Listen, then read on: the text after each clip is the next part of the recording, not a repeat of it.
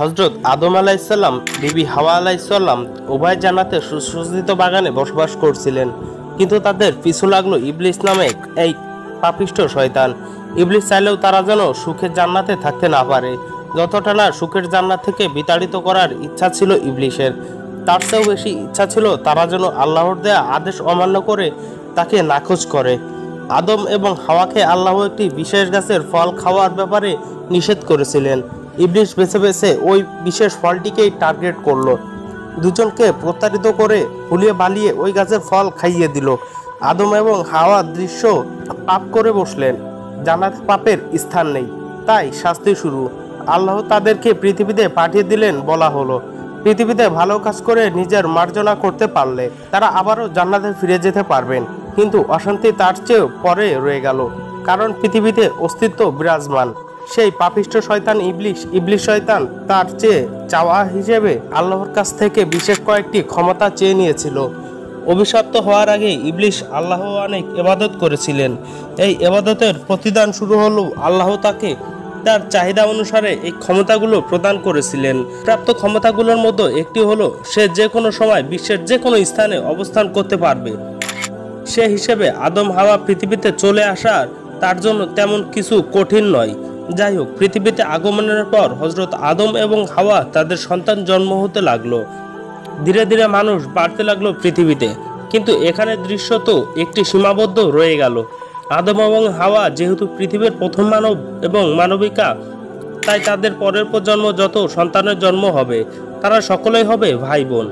ইসলামী নিয়ম অনুসারে এই ভাই বোনের মাঝে কখনো বিয়ে হয় না। সেই হিসেবে এটি হতো পৃথিবীর শেষ মানব প্রজন্ম। এরপর মানবজাতির বিরক্ত হয়ে যেত, কিন্তু এখানে তো পুরো মানবজাতির অস্তিত্বের প্রশ্ন। তাই বিশেষ একটি ব্যবস্থার মাধ্যমে এই সমাধান করা হলো। বিবির হাওয়ার গর্ভে তখন সন্তান জন্ম নিত জোড়ায় জোড়ায়। প্রতি জোড়ার একজন ছেলে এবং একজন মেয়ে জন্ম নিত। একই জোড়ার ছেলে এবং মেয়ে পরস্পর বিয়ে করতে পারবে না। বিয়ে করতে হলে বিভিন্ন জোড়ার কাউকে বিয়ে করতে হবে। হাবিল এবং কাবিল ছিল বিভিন্ন জোড়ার, তাই তাদের ব্যাপারটি স্বাভাবিক নিয়মে সমাধান হয়ে যায়। একজন আরেকজনের জোড়া মেয়েকে বিয়ে করবে, কিন্তু এখানে একটু সমস্যা দেখা যায়। হাবিলের জোড়ার মেয়েটি তেমন সুন্দরী ছিল না। সেই তুলনায় কাবিলের জোড়ার মেয়েটি ছিল অনেক সুন্দরী। নিয়ম অনুসারে হাবিল অধিক সুন্দরী মেয়েটিকে পায় আর কাবিল পায় কম সুন্দরী মেয়েটিকে। কিন্তু কাবিল বেঁকে বসে, সে কাবিলের জোড়ার মেয়েটিকে বিয়ে করবে না। যেভাবেই হোক নিজের জোড়ার সুন্দরী মেয়েটিকে বিয়ে করবে। এর মতো অবস্থা পিতা আদম আলাইহিস সালাম একটি মীমাংসা করলেন। তিনি তাদের দুজনকে আল্লাহর নামে কুরবানি দিতে বলেন। যার কুরবানি আল্লাহ গ্রহণ করবেন তার ইচ্ছা জয়ী হবে। কার কোরবানি গৃহীত হলো তা আর কোরবানি গৃহীত হলো না তা কিভাবে বোঝা যাবে? তখনকার কোরবানি এখনকার কোরবানির মতো ছিল না। সে সময়ের জিনিস কোরবানি দিলে আসমান থেকে আগুন এসে ওই জিনিসকে পুড়িয়ে দিত। কোরবানি বস্তুকে ভূমি থেকে উপরে কোনো স্থানে উপস্থাপন করা হতো। আকাশ থেকে আগুন এসে যদি বস্তুকে পুড়িয়ে দিত তাহলে বোঝা যেত যে আল্লাহ কর্তৃক কোরবানি গৃহীত হয়েছে। পিতা আদম আলাইহিস সালামের দোয়া মীমাংসা অনুসারে তারা উভয় কোরবানির বস্তু উপস্থাপন করলো আল্লাহর কাছে। হাবিল একটি সুস্থ ও মোটা তাজা দুম্বা উৎসর্গ করলো, আর কাবিল তার কিছু সবজি এবং পশু উৎসর্গ করলো। তখন সবজি এবং শস্য কুরবানির জন্য উৎসর্গ করা যেত। কোনো কোনো উৎস থেকে জানা যায় কাবিল উৎসর্গ করেছিল উৎকৃষ্ট মানের দুম্বা, আর কাবিলের শস্য ছিল নিকৃষ্ট মানের। আল্লাহ কাবিলের কুরবানিকে কবুল করলেন, থেকে আগুন দিয়ে দুম্বাটিকে পুড়িয়ে দিলেন, কিন্তু কাবিলের শস্যকে তিনি কিছুই করলেন না। সেই হিসেবে বিয়ের নিয়ম আগের মতোই রইল। বিয়ে করবে কাবিলের জোড়ায় জন্ম নেওয়া মেয়েটিকে, কিন্তু কাবিল এই অপমান সহ্য করতে পারল না।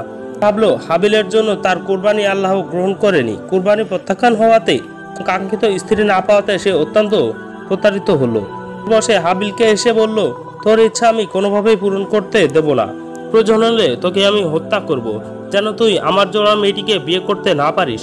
কাবিলের এমন অত্যাচারে হাবিল অনেক সুন্দর উত্তর দিয়েছিলেন। সে বলল, আল্লাহ তাদের কোরবানি কবুল করেন যার উদ্দেশ্য সৎ, আর তুমি আমাকে হত্যা করার উদ্দেশ্যে আমার গায়ে আঘাত করলেও আমি তোমাকে কিছুই করব না, কারণ আমি আমার প্রতিপালককে ভয় করি। কিন্তু এই কথায় কাবিলের উদ্দেশ্য কোনো পরিবর্তন না হয়ে ক্রোধের বংশবর্তী হয়ে সে হত্যা করলো আপন ভাইকে। তাই কাবিলের মন গলে যায় এবং সে অনুভব করে, হায় রে, কত বড় ভুল করে ফেললো সে। নিজের ভাইকে নিজ হাতে সে মেরে ফেললো, এর চেয়ে বড় দৃশ্য আর কি হতে পারে। ভেতরে ভেতরে সে অনেক অনুতপ্ত হলো এবং নিজের অপকর্ম কিভাবে ঢাকবে তা নিয়ে চিন্তিত হয়ে পড়ল। কখনো মৃতদেহ বা মৃতদেহকে সৎকারের ব্যবহারে কোনো কোনো নিয়ম হয়নি, কারণ এর আগে কোনো মানুষ মৃত্যু ঘটেনি। মৃতদেহটিকে নিয়ে কি করবে, এই নিয়ে যখন সে চিন্তায় মগ্ন, তখন দেখলো একটি কাক তার ঠোঁট দিয়ে টুকে টুকে একটি গর্ত করলো। তারপর সেই গর্তে একটি মৃত কাককে টেনে নিয়ে এসে কবর দিল। এ দেখে কাবিল ভাবলো হয়তো তাকেও এভাবে কবর দিতে বলা হচ্ছে, তাই একটি গর্ত করে সে তার ভাইকে কবর দিয়ে দিল। এর ইতিহাস তো এটি ছিল মানবজাতির প্রথম কবর।